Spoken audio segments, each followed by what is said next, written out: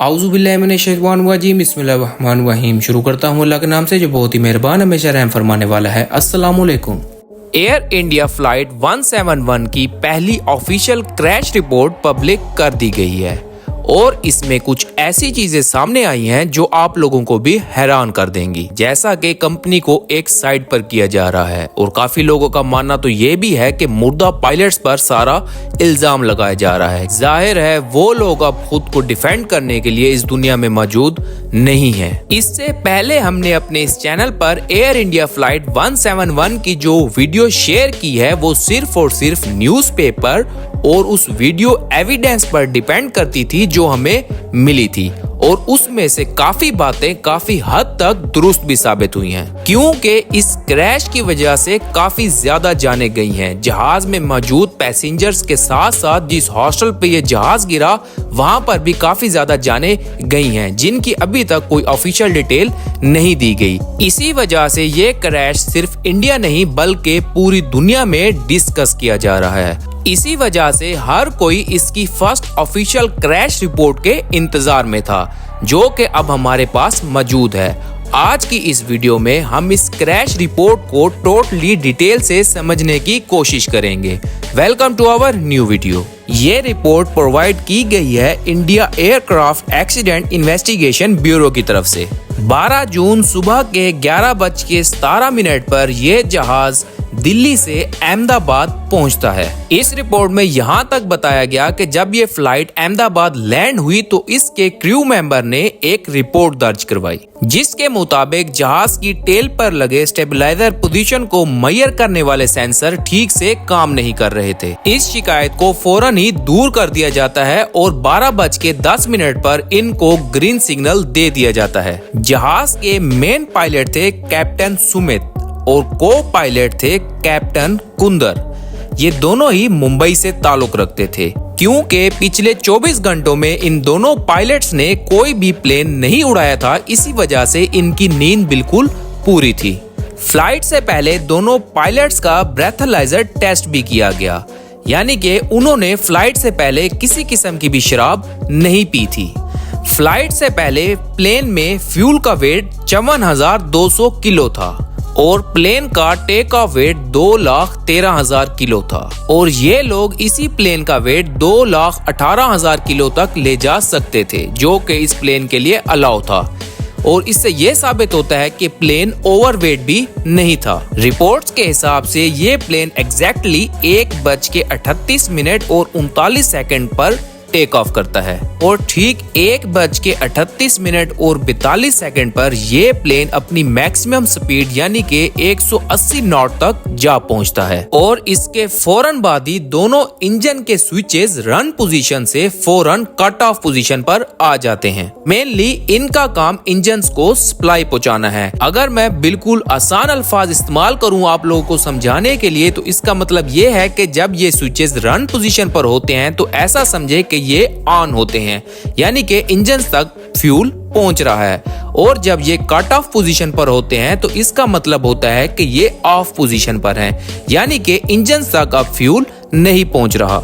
और दोनों इंजन्स के लिए 2 अलग स्विचेस होते हैं और रिपोर्ट्स के हिसाब से 1 सेकंड के फासले से ये दोनों के दोनों स्विचेस ही बंद हो गए थे। जैसा कि हमने पिछली वीडियो में भी डिस्कस किया था कि इस जहाज के अंदर रैट डिप्लॉय हुआ है, यानी कि रैम एयर टरबाइन, और इस रिपोर्ट से ये साबित भी होता है कि वाकई इस प्लेन के अंदर रैट डिप्लॉय हुआ था, क्योंकि दोनों इंजन्स बंद हो चुके थे। इसी वजह से 1:38 और 47 पर ये रैट डिप्लॉय हुआ था। लेकिन वही बात, अनलकीली ना तो जहाज किसी अच्छी हाइट पर था और ना ही कोई खास स्पीड में था।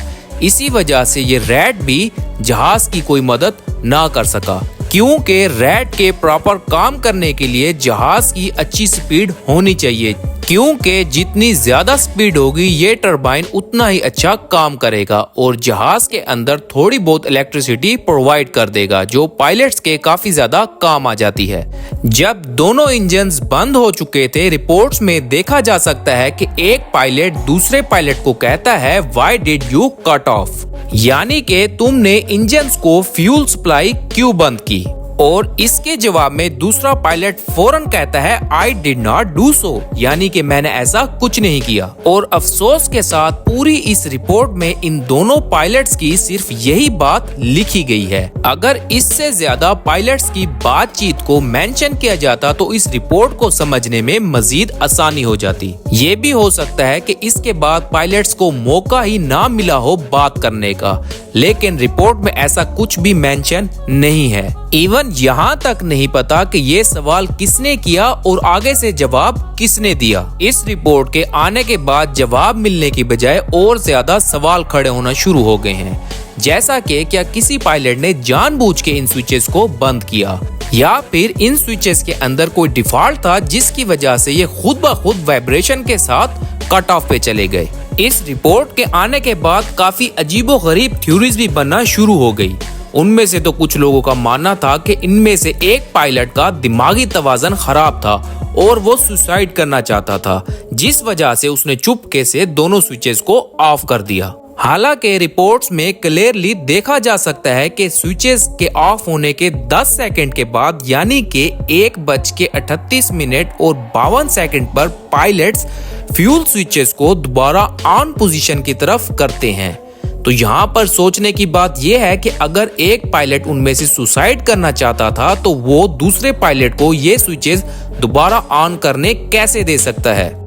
और इसी के ठीक 4 सेकंड के बाद यानी कि 1:38 और 56 सेकंड पर दूसरे स्विच को भी ऑन कर दिया जाता है। ऐसा करने पर इंजन 1 तो स्टार्ट हो जाता है, लेकिन अनलकीली दूसरा इंजन स्टार्ट नहीं हो पाता और बिल आखिर 1:39 और 5 सेकंड पर पायलट्स एटीसी से कांटेक्ट करते हैं और कहते हैं मेडे मेडे मेडे। एटीसी कोशिश करता है उनके साथ दोबारा कांटेक्ट बहाल करने की, लेकिन तब तक बहुत देर हो चुकी थी।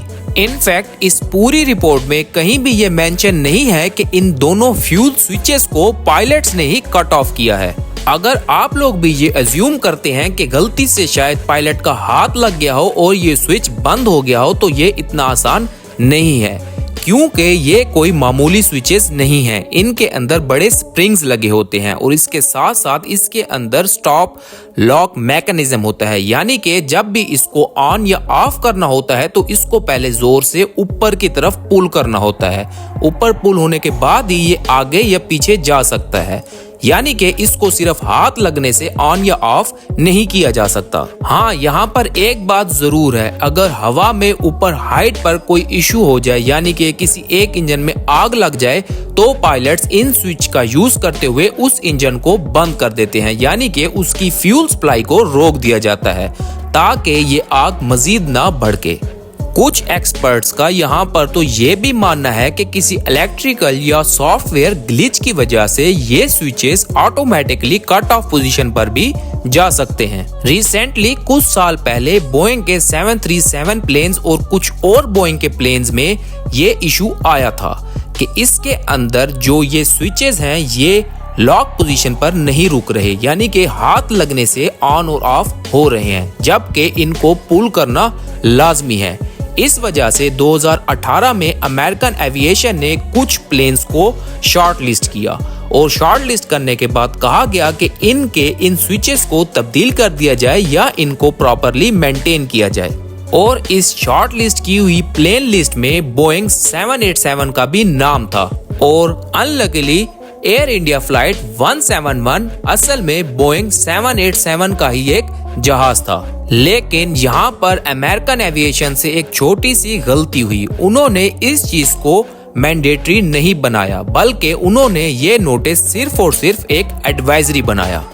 चाहे ये मैंडेटरी था या फिर एडवाइजरी, ये चीज इग्नोरेबल नहीं है। कुछ सीनियर पायलट्स का तो यहाँ तक मानना है कि जहाज के फ्लाइट के फौरन बाद ही दोनों इंजन फेल हो गए, जिसकी वजह से उनकी fuel supply automatically cut off पर चली गई, जिनको दोबारा स्टार्ट किया गया। ये तो थी इसकी इनिशियल रिपोर्ट। इसकी डिटेल रिपोर्ट तकरीबन 1 साल के अंदर आएगी, क्योंकि इस इनिशियल रिपोर्ट ने जवाब देने की बजाय लोगों को और ज्यादा कंफ्यूज कर दिया है। अब देखते हैं कि साल के बाद इसका क्या रिजल्ट निकलता है। क्या ये वाकई पायलट्स की गलती थी या फिर इस कंपनी की। उम्मीद करता हूँ आप लोगों को वीडियो पसंद आई होगी। अगर वीडियो पसंद आई हो तो चैनल को सब्सक्राइब कर दें। डाटा कलेक्शन में कमी पेशी हो सकती है, अल्लाह पाक कमी पेशी माफ करे। अब मैं इजाजत चाहूंगा, मिलते हैं इसी तरह की किसी और इन्फॉर्मेटिव वीडियो में। अल्लाह हाफिज।